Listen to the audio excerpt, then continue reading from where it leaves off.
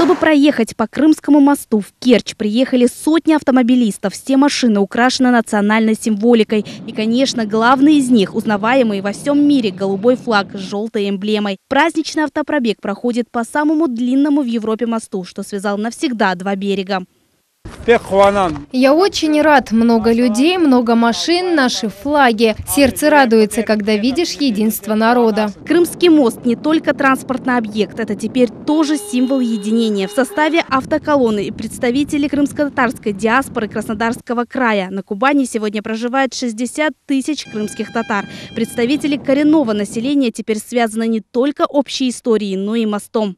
Этот мост соединил не только два берега, улучшил логистику между Краснодарским краем, между материковой Россией и Республикой Крым, но и, скажем так, соединил крымских татар. Символ национальной государственности приняли еще в далеком 1917 году. Именно тогда на съезде Курултая его впервые подняли на флагштоке. Прошло более века, полотно стало бесценным. Об истории флага сегодня вспоминают по всему полуострову. Долгожданный момент автопробега. Впервые крымско-татарские флаги развиваются на Крымском мосту. Настроение у участников автопробега отличное. Многие из них впервые пересекают Керченский пролив. Не на пароме, как обычно, а над водой. Признаются, что сегодня сбылась мечта. Отличный день, отличный праздник. Наш праздник, нашего флага.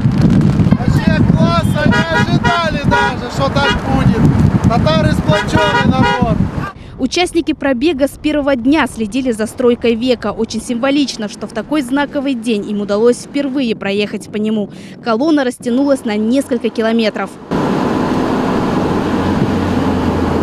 Отмечали День флага и в Симферополе на главной площади Крымского университета. Будущие профессионалы, инженеры, лингвисты, художники – движущая сила крымско-татарского народа. В руках у каждого национальный флаг – символ коренного населения полуострова, особый код идентичности. Крымско-татарский флаг – это национальный код крымско-татарского народа, это его основной символ. Уверен, что будущее крымских татар обязательно под мирным небом. И в справедливости, в равновесии, в мудрости.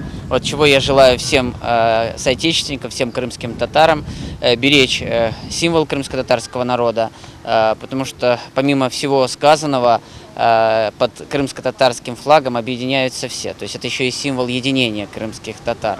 Вид, который можно оценить только с высоты птичьего полета. Участники развернули самый большой крымско-татарский флаг. Почти 300 квадратных метров. Голубое полотнище, словно бескрайнее небо, символ свободы. Ведь Крым – одна из немногих территорий, где никогда не было крепостного права. Золотая тамга – родовой герб гераев, знак мудрости и справедливости, который руководствуется каждый крымский татарин. Султаниста Арзы Хасьянова, Рамазан Аливапов, Эдем Исмаилов, телеканал Миллет.